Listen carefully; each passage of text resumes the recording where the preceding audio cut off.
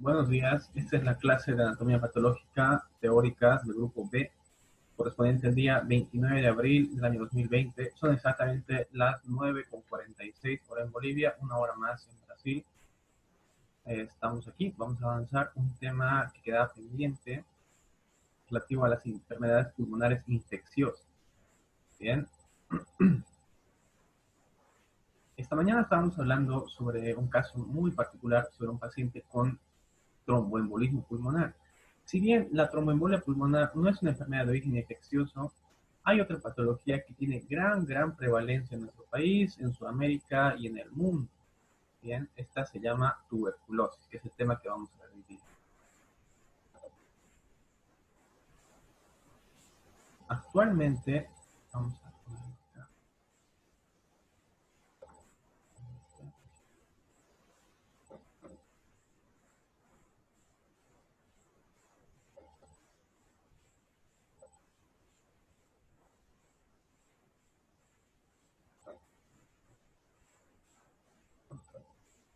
Bien, este video es del canal Osmosis, ya les he recomendado bastante eh, el canal.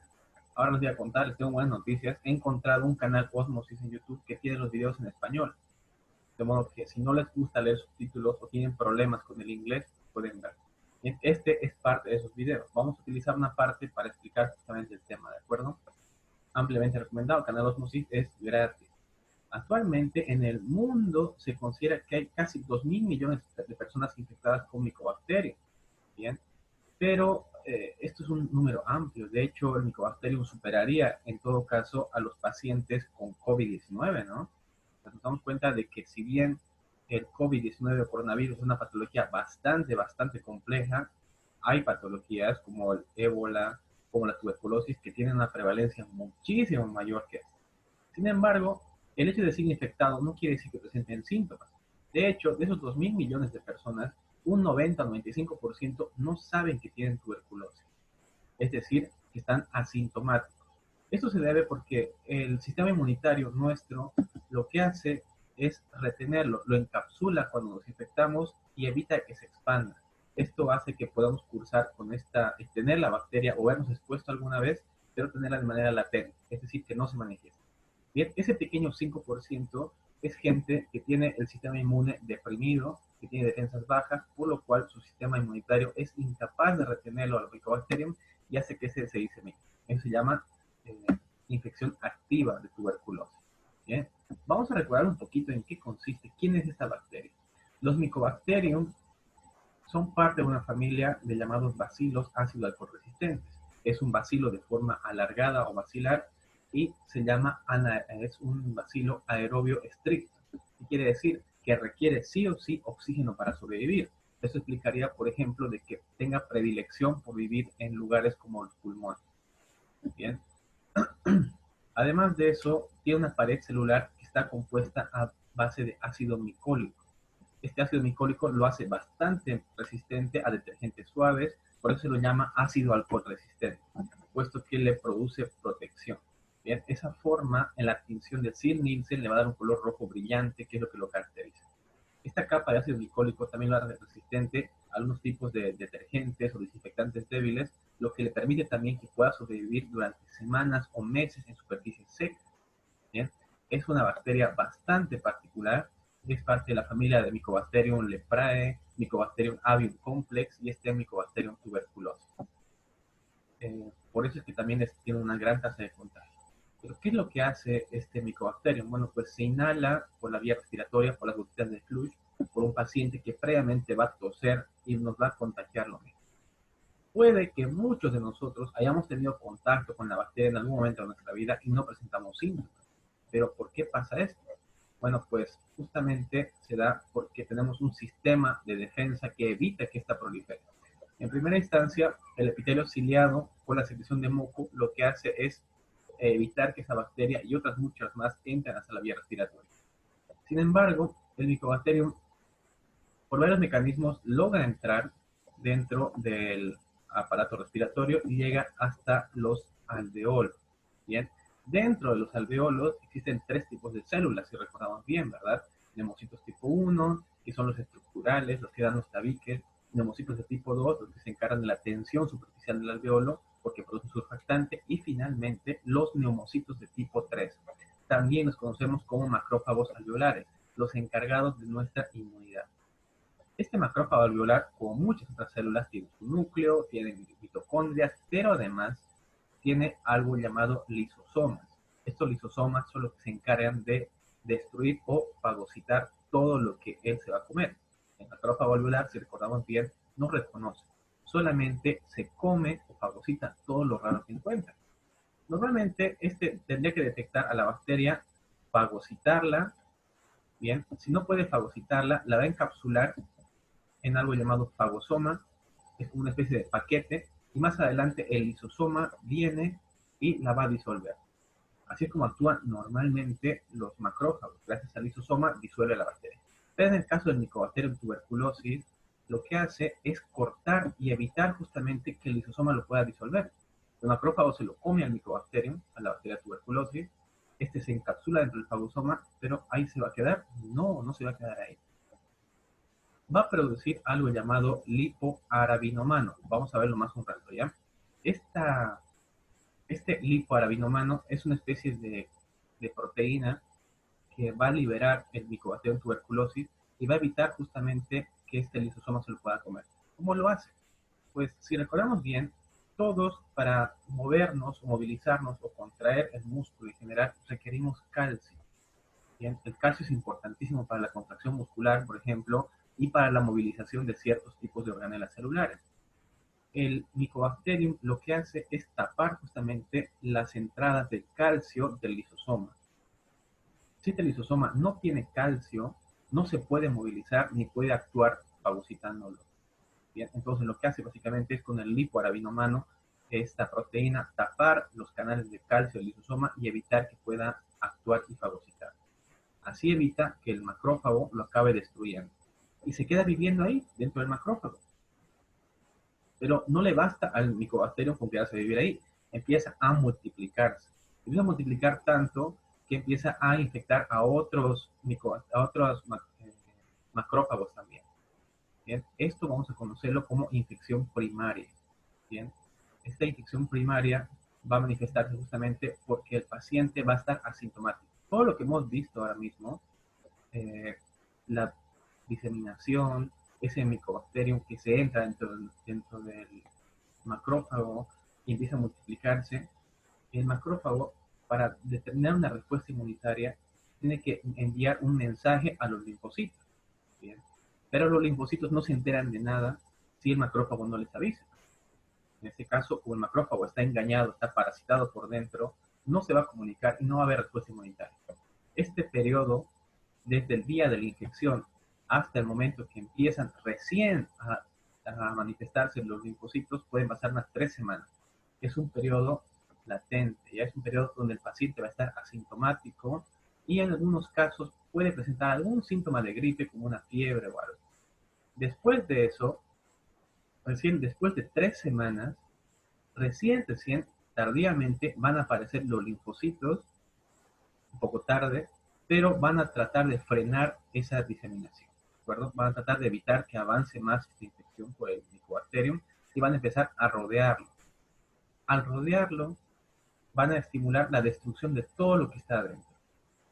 ¿Por qué? Porque los linfocitos ya empiezan a liberar factores de necrosis tumoral, citoquinas, que lo que van a hacer es tratar de aislar esa bacteria y destruir todo el tejido que está adentro. Esa destrucción del tejido se va a llamar necrosis caseosa y todo el conjunto de destrucción que estamos viendo junto con el linfocito, rodeándolo, macrófagos muertos dentro, va a llamarse granuloma. ¿Bien? Y el interior se va a llamar necrosis caseosa. ¿Por qué? Porque lo miramos por dentro y va a tener esa apariencia como de queso, como de leche cortada. ¿Bien? Esto es una característica de la infección primaria. Hasta aquí todo bien. Lo consiguen contener y ya no avanza más. Ese contorno, todo ese grupo de linfocitos rodeando al granuloma se va a llamar foco de Gauss. Bien. Ahora, alrededor, si recordamos bien anatomía, todo el pulmón está rodeado por cadenas de ganglios linfáticos. Estos ganglios van a tratar de drenar esa infección y también se van a infectar, ¿ya? Esto estos nódulos linfáticos, junto con el complejo de Ghon, ambos van a formar algo llamado complejo primario de Ghon. Estos dos puntos, ¿bien? Tanto los ganglios como el complejo lubar. Esto es característico, este complejo de Ghon suele ser característico de la infección primaria por tuberculosis. Por lo general, afectan siempre el lóbulo inferior. Después de eso, pasan los años y este foco primario de Ghon puede llegar a fibrosarse, incluso puede llegar a calcificarse. Bien, esa calcificación se puede ver en las placas de rayos X. Y estos puntitos blancos van a llamarse complejo de Ranke. Bien, una vez más lo repetimos. El complejo de Ghon es la unión de todo el foco de necrosis gaseosa junto con los linfocitos rodeándolo y además de los nódulos linfáticos que se han infectado en el proceso. Todo este complejo de Ghon pueden pasar 6, 7 meses, ya la bacteria no va a avanzar más, se va a quedar ahí. La bacteria puede quedar atrapada, puede llegar a morir y fibrosarse y todo ese lugar calcificarse y volverse una cicatriz. Ese punto blanco que se va a ver por la calcificación se va a llamar complejo de Ranke. Bien, hasta aquí está la tuberculosis primaria. Bien, en algunos casos sí, la bacteria puede morir, que es lo más deseable, y en otros casos la bacteria puede mantenerse viva durante años, hasta que las defensas bajan, los linfocitos ya no la pueden contener y esta va a empezar a diseminarse por todo el cuerpo. Principalmente tiende a subir a los lóbulos superiores porque tiene más aire y eso se explicaría, digamos, de que a la bacteria le gusta estar en ambientes que tienen bastante oxígeno. ¿De acuerdo? Esto se va a dar solamente cuando el paciente tenga su sistema inmune comprometido, esté inmunosuprimido, ya sea por cáncer, VIH, fase SIDA, depende. Pero en este caso, cuando por fin, después de muchos años, se consiga liberar por el sistema inmune comprometido, ya los linfocitos que están aquí arriba ya van a recordar, van a tener memoria de la primera infección. ¿Bien? Recordemos bien que los linfocitos son los que recuerdan todo, tienen memoria inmunológica. Entonces, la segunda vez que se manifieste la enfermedad ya no va a ser silenciosa como la primera. Va a haber un escándalo tremendo allá arriba. Entonces, tras que se libere la bacteria, la van a reconocer inmediatamente y van a empezar a producir destrucción. Más necrosis gaseosa, pero esta necrosis gaseosa no se va a quedar ahí. Va a empezar a destruirse más y más y más y formar cavernas o cavidades. Este tipo de necrosis la vamos a conocer como necrosis licuefactiva. Ya van a haber cavernas con destrucción. A veces no basta con que se quede ahí. De hecho, en pacientes que están muy comprometidos, suele diseminarse por el sistema vascular o sistema linfático. ¿Bien? Esto vamos a llamarlo tuberculosis extrapulmonar, que puede llegar a diseminarse por varias partes. Bien, puede llegar a riñones, también pueden llegar a producir en riñones leucocitosis también. El paciente va a orinar restos de Mycobacterium junto con gran cantidad de glóbulos blancos. Esto se llama piúrias, glóbulos blancos muertos. Se suele confundir con una infección de la vía urinaria, pero por lo general, con un análisis más a profundidad, basta una placa, se puede ver la localización de la patología. Bien, puede llegar a cerebro y producir una meningitis, puede llegar a vértebras lumbares y producir la enfermedad de Pott, puede llegar a glándulas suprarrenales y producir la enfermedad de Addison, puede llegar a hígado y producir insuficiencia hepática o una hepatitis fulminante en el paciente, puede llegar a los nódulos cervicales y producir algo llamado escrófula, que es una linfadenitis asociada también. Pues fíjense, una vez que las defensas están lo bastante bajas, este Mycobacterium puede irse a cualquier parte del cuerpo. Los lugares más comunes donde se va a diseminar van a ser justamente a riñones, produciendo los mismos focos de necrosis gaseosa que produce en pulmón. Puede llegar a meningitis produciendo necrosis gaseosa y después licuefactiva. Y rara vez, pero también puede llegar a hígado, que suele ser los más comunes. En pacientes con VIH, en fase SIDA, puede llegar a diseminarse por las cadenas cervicales, subir y producir una inflamación muy marcada a nivel de cuello, a nivel de cervical. ¿Bien? Entonces, esto de manera muy resumida es lo que hace y la manera en que actúa el Mycobacterium. ¿Bien? Si nos damos cuenta, hay una clara diferencia entre infección primaria e infección secundaria. La infección primaria hemos visto que puede cursar casi siempre o muchas veces, puede cursar con sin síntomas. No va a presentar ningún síntoma en el paciente. Y eso suele ser lo peor. Se dice que en Sudamérica un 60% de la población tiene o ha tenido contacto con el micobacterio. Bueno, entonces, habíamos dicho de que las personas más susceptibles de desarrollar la enfermedad eran justamente las personas con inmunosupresión. No solamente el paciente con VIH que esté envejecido, sino pacientes diabéticos, pacientes con cáncer. De hecho, el linfoma Hodgkin, por ejemplo, es una enfermedad totalmente inmunosupresora que determina como infección secundaria eh, la tuberculosis. Bien. En el caso del VIH, aquí por lo menos en Bolivia y particularmente en Santa Cruz, VIH y tuberculosis van casi de la mano, van juntos. Y es muy triste, de verdad, ver pacientes muy jóvenes que ya tienen su tuberculosis, llegan con la tos, con restos de sangre, con hemoptisis, con pérdida de peso, se les hace la prueba de tuberculosis, da positivo. Se les hace prueba de VIH y también da positivo. ¿Bien? Además de eso, pacientes que consumen corticoides de larga evolución, pacientes que tienen que tomar corticoides mucho tiempo y pacientes alcohólicos. Existe una prueba que se llama prueba de tuberculina que durante muchos años se lo utilizaba para detectar tuberculosis. ¿En qué consiste la prueba de tuberculina? Bueno, pues que al paciente se le pincha una proteína que es del Mycobacterium tuberculosis. Bien, si el paciente tiene o ha tenido contacto alguna vez con el Mycobacterium, se supone que ya tiene las defensas, los anticuerpos. Entonces, cuando le inoculemos y le pinchamos el bracito, va a responder de manera exagerada. Esta prueba se le pincha al paciente en un lugar y después de 48 a 72 horas, es decir, tiene que volver el paciente 3 días después para que se le mire. En el caso de que el paciente ya haya tenido contacto con el micobacterium alguna vez, como ya tiene memoria, sus linfocitos van a responder contra eso. Se considera una prueba positiva si el tamaño del nódulo que se deja después del pinchazo es mayor a 10 milímetros. Bien. Si es mayor a 10 milímetros, se considera positivo. El problema de esta prueba es de que no es específica. Por ejemplo, hay gente que se ha vacunado previamente, ¿verdad? La BCG es una vacuna que se coloca a casi todos los niños a los 2 meses, ¿bien? Entonces quiere decir que al colocar la vacuna, el paciente ya tiene memoria inmunitaria, por ende puede dar un falso positivo. El paciente ya tiene la vacuna, tiene respuesta, pero no se ha contagiado, ¿bien? También puede dar positivo en el caso de que el paciente tenga infecciones previas por otros micobacterios. Hemos dicho que existe el Mycobacterium leprae, que produce la lepra, Mycobacterium avium complex, que produce un tipo de infección en aves que se suele contagiar a los seres humanos también. ¿Sí? ¿En qué casos puede darme falsamente negativo? Pacientes inmunosuprimidos que no tienen capacidad de responder puede darme negativo también. Entonces, por eso es que esta prueba de tuberculina ya casi no se la utiliza. ¿Bien? La llaman prueba de Mantoux, prueba de tuberculina, prueba de PPD también se la llama. Normalmente ya no se la ocupa, se tienen otros mejores como el PCR o el cultivo o la baciloscopía para diagnosticar.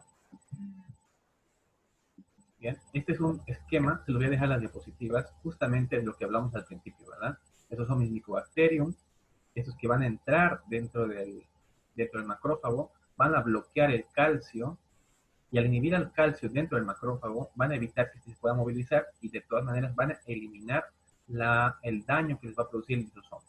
Una vez que están dentro, se apoderan e inactivan al macrófago y empiezan a multiplicarse, ¿verdad? Se multiplican y salen y acaban infectando a otros más. Este proceso, desde que entran en el macrófago y empiezan a multiplicarse hasta que salen, se llama tuberculosis primaria. Suele ser un periodo asintomático que dura hasta 3 semanas. Después de las 3 semanas, estos van a liberarse y recién se van a activar los linfocitos, ¿bien? Los linfocitos T. Estos linfocitos T son los responsables de la respuesta inmunitaria. Tarde, pero van a lograr encontrar al lugar donde está replicándose, vamos a marcarlo acá, donde se está replicando, todo este espacio que estoy marcándole, es el lugar donde está multiplicándose el macrófago infectado. El problema de los linfocitos T es que no reconocen los que están bien y los que están mal. Directamente van a matar. Lo que van a hacer va a ser rodear ese foco y van a empezar a destruir todo lo que está ahí adentro mediante sus citoquinas y factores necrosis tumorales. van a inducir la apoptosis de todo lo que pillan ahí adentro. Macrófagos infectados, macrófagos no infectados, lo que haya ahí adentro lo van a destruir. Lo van a rodear y van a evitar que este lugar, este foco de inicio, mi foco primario de GON, se disemina hacia afuera. ¿Bien? Es una respuesta dura, pero es muy necesaria. Algo interesante aquí es que estos linfocitos que lo rodean, suelen estar tan pegados unos con otros que acaban realmente uniéndose. ¿Bien? Esos linfocitos acaban pegándose unos con otros, como si fueran una sola célula. Y nosotros miramos al microscopio y vamos a mirar sus núcleos, pero vamos a ver que son células grandes, es como si fuera una sola célula grande que tuviera dos núcleos. Estas células se llaman células gigantes o células de Langhans. Bien, estas células de Langhans no son más que grupos de linfocitos que estaban tan pegados que acaban formando uno solo, o grupos que parecen que tuvieran realmente una sola célula con dos núcleos. Estas células Langhans me hacen pensar de que hay una inflamación bastante grande en este paciente. Bien, algo interesante igual de esto es que estas células gigantes no solamente aparecen en tuberculosis, en cualquier parte donde el linfocito esté tan pegado y se tienen que juntar, también van a aparecer. Eso, por si acaso, es una pregunta de residencia y de la revalida también. ¿Ya? En la residencia el año pasado, el examen de residencia de aquí de Bolivia, salió la pregunta de lo que qué es o qué era una célula gigante, una célula Langhans. Por si acaso. Bien. Entonces, clínicamente, hemos dicho de que la tuberculosis primaria, por lo general, no cursaba con síntomas. Todo este proceso que estamos viendo acá, el paciente no se da cuenta que lo tiene. De hecho, suele confundirse con una alergia, con un periodo de tos, incluso puede haber una pequeña fiebre en el paciente, porque al final este foco se contiene, se calcifica y queda ahí, ¿no? No avanza más, a menos que el paciente sea inmunosuprimido. Si el paciente está inmunosuprimido,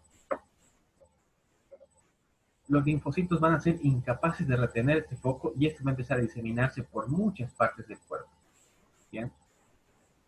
Entonces, en ese caso sí puede llegar a ser muy, muy complicado. Puede llegar incluso a diseminarse como hemos visto al principio, ¿no? ¿Qué pasa, por el contrario, si el paciente lo mantiene ese foco contenido durante muchos años, pero muchos años después sus defensas bajan por cualquier razón y este foco se reactiva? Ese foco que se reactiva ya se va a llamar tuberculosis secundaria. Y esta, créanme, sí que es terrible, porque va a cursar con todos los síntomas clásicos que conocemos de la tuberculosis manifestada. Es pérdida de peso, fiebre nocturna muy alta, gran diaforesis o transpiración, esa tos productiva y esa tos tan fuerte que llega a romper capilares y puede producir hemoptisis, que suele ser lo que más asusta al paciente y hace que vaya a la consulta, ¿no? Esto es un consumo grande de recursos energéticos en el cuerpo, por eso es que hace que el paciente pierda peso. Además, y esto es pregunta de examen también, la necrosis que se va a producir acá ya no va a ser gaseosa, ¿bien? Va a ser tan fuerte la infección y la inflamación, la respuesta, que los lugares donde esté colonizando van a destruirse completamente y van a dejar cavitaciones. Esas cavitaciones o cavernas van a ser focos de necrosis licuefactiva. ¿Bien? Esta imagen que estamos viendo acá está en el Robbins. Todo este capítulo lo vamos a leer del Robbins esta vez, ¿de acuerdo? Y parte de las diapositivas, si quieren. Entonces, tuberculosis primaria, necrosis gaseosa; tuberculosis secundaria, necrosis licuefactiva. ¿El diagnóstico cómo lo hago? Bueno, pues para diagnosticar esta patología necesitamos primero que nada un 60% de esfuerzo para hacer su historia clínica del paciente. De hecho, indagando mucho el historial, antecedentes, una buena anamnesis, ya casi tenemos el diagnóstico. Bien, es bastante fácil diagnosticar la tuberculosis y confirmarla más adelante con el cultivo. Lo que se hace después de esto, de una buena clínica, es solicitar una placa de tórax. En este caso, fíjense, esta placa de acá me muestra una región en lóbulo superior con consolidación, y aquí arriba veo una caverna. Hay una, dos, tres y posiblemente cuatro cavernas juntas. Bien, entonces ya con la placa de tórax tenemos casi confirmado el diagnóstico, pero estamos viendo en este caso la lesión que produce la bacteria, ¿no? Con la clínica veo lo que hace la bacteria, con la placa veo las lesiones, pero a mí me falta verla, tengo que verla la bacteria. Para poderla ver en vivo y en directo, puedo mandar a cultivar, ¿ya? Un cultivo de esputo o un cultivo de lavado alveolar, pero el problema del cultivo es que tarda bastante, hablamos de 10, 12 semanas, casi un mes y medio. Mi paciente no puede esperar un mes y medio. Entonces lo que se hace aquí en Sudamérica es algo llamado baciloscopía seriada. La baciloscopía consiste en tomar una secreción todos los días durante 3 días del producto del paciente, ya sus esputos, durante 3 días. El primer día se lo manda a teñir con Sil Nielsen y se tiene que ver a la micobacteria, al bacilo, que se va a ver de color violeta con filamentos largos. El primer día me da positivo, el segundo día me da positivo, ya tengo un diagnóstico porque lo estoy viendo. Eso se llama baciloscopía y es la que se utiliza como protocolo aquí en Bolivia.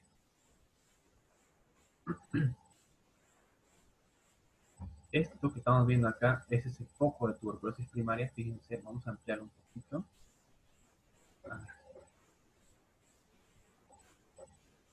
Miren qué feo se ve ese foco de destrucción. Bien, además, en este caso, por ejemplo, no estamos viendo solamente un foco de necrosis gaseosa, sino estamos viendo otro más aquí arriba. Hay dos focos de necrosis gaseosa y posiblemente aquí abajo hay otro más. Bien, entonces, algo que tenemos que ver es de que no siempre vamos a encontrar uno solo. Todo este contorno microscópicamente estará rodeado por linfocitos, ¿verdad? Para evitar que avance. Este se llama complejo de Gom. Acuérdense bien, ya, complejo de Gom, todo el foco de necrosis gaseosa rodeado por linfocitos. Obviamente aquí no los puedo ver los linfocitos, pero puedo ver que está limitado. Este paciente en la tuberculosis primaria podía contenerse, limitarse la inflamación y con el tiempo eso se acababa fibrosando y esto se va a llamar complejo de arranque. El complejo de arranque es un complejo de Gom después de mucho tiempo cuando ya está calcificado o fibrosado. Ahora, aquí adentro, nosotros no sabemos si hay bacterias vivas todavía. No lo sabemos y posiblemente nunca se sepa porque es un foco que está contenido. Puede que estén muertas y fibrosadas y calcificadas, o puede que estén vivas todavía, pero estén dentro. Habíamos dicho que esta bacteria tiene una gran capacidad de sobrevivir, ¿verdad? Entonces, es un foco que potencialmente puede reactivarse si es que el paciente presenta inmunosupresión. Esta imagen, por ejemplo, nos muestra un corte histológico. Fíjense, el centro rosadito es el foco de necrosis gaseosa, ese famoso tubérculo, y alrededor, fíjense, la gran cantidad de linfocitos rodeándolo. Bien, aquí abajo, voy a marcarlo, está lo mismo, pero esto está comenzando recién. Fíjense, la marca, alrededor están los macrófagos rodeándolo, eso que estamos marcando aquí es un linfocito, y todo lo que estoy viendo acá son macrófagos que posiblemente están llenos de bacterias T. Todavía no se ha rodeado, no está clasificado porque están vivos, porque no han llegado los linfocitos todavía. Posiblemente los linfocitos llegarán dentro de poco y van a empezar a destruir todo este espacio de acá.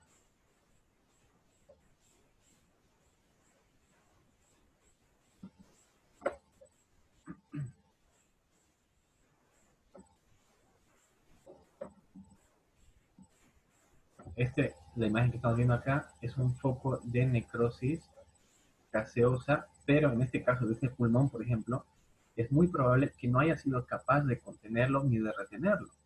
Bien, los linfocitos no han hecho su trabajo bien y el foco se ha diseminado en miles de focos de necrosis gaseosa. Bien, esto se llama tuberculosis miliar. Se ha diseminado por todo el pulmón y posiblemente también se ha diseminado por vía hematógena a otras partes del cuerpo. Bien, la tuberculosis miliar puede diseminarse a vaso, que es bastante común, fíjense los puntos blancos que tiene, puede ir a cerebro, producir una meningitis, o incluso en casos muy graves puede llegar también hasta parénquima. Fíjense acá, hay un foco de necrosis gaseosa, aquí hay otro y aquí hay otro más. Está afectando justamente parte del lóbulo parietal y lóbulo temporal. El paciente, ¿qué clínica va a tener? Puede ser muy variado, desde trastornos neurológicos hasta episodios convulsivos también. Es raro, pero se encuentra y puede aparecer. En casos que está descontrolado completamente, esto puede llegar a riñones. Fíjense este de acá, qué feo se ve. Bien, estos son focos de necrosis gaseosa destruyendo el riñón. El riñón derecho está casi incompetente. Ya no hay respuesta renal aquí. Puede llegar a articulaciones también, produciendo algo llamado enfermedad de Pott. La enfermedad de Pott es la llamada tuberculosis a nivel óseo, ¿bien? Cuando se disemina en particular a nivel vertebral. Lo que se ve acá es justamente la lesión que se va a producir a nivel del hueso. Bien. Es una lesión bastante marcada que cursa con destrucción del hueso. Los huesos se hacen tan frágiles que el paciente hace una pequeña presión y el hueso acaba rompiéndose. Bien, son los llamados huesos de cristal secundarios a la enfermedad de Pott. Esta parte de aquí es casi exclusivamente en pacientes con VIH. Bien. Por lo menos les contaré esto, solamente lo he visto en pacientes que están en fase SIDA. Si recordamos bien, de pulmón, todas las cadenas ganglionares suben por la tráquea y van por la cadena cervical hacia atrás, hacia el conducto torácico y drenan ahí, ¿verdad? Estas cadenas cervicales suelen llevar la bacteria por toda la tráquea y llegar hasta el cuello. En la parte cervical se suelen quedar porque los ganglios son grandes y el ganglio trata de absorberlo. Pero este ganglio empieza a inflamarse y acaba produciendo una lesión tan grande que puede haber sobreinfección bacteriana. Esta sobreinfección o la linfangitis que hay, o linfadenitis también se llama escrófula. Bien. Paciente que les llegue con grandes nódulos dolorosos, casi lesionados, llenos de secreción purulenta, hay que hacerle sí o sí su prueba de tuberculina o su rayos X, y junto con eso tiene que venir también su prueba de VIH. Porque esto solamente se va a manifestar en pacientes que no sean capaces de retener la patología, la bacteria, a nivel pulmonar. Rápidamente, habíamos dicho de que existían otras bacterias que producían también lo mismo, ¿verdad? Uno de estos es el Mycobacterium avium, avium intracelular o Mycobacterium avium complex, que producen cuadros muy similares, pero no son tan graves en el ser humano. El Mycobacterium avium complex, por ejemplo, produce las famosas neumonías en pacientes con SIDA. Bien, hace lo mismo que hace una bacteria típica, pero lo que hace es producir una neumonía por Mycobacterium. Bien, me quedan 5 minutos. Antes de continuar con la segunda parte, son las 10 y 20, sí. Voy a terminar esta parte y nos vemos dentro de 5 minutos exactamente para continuar con la segunda parte de la clase, que va a ser ya tratamiento de tuberculosis. ¿De acuerdo? Entonces, nos vemos dentro de 5 minutos. Les mando la invitación ahora mismo.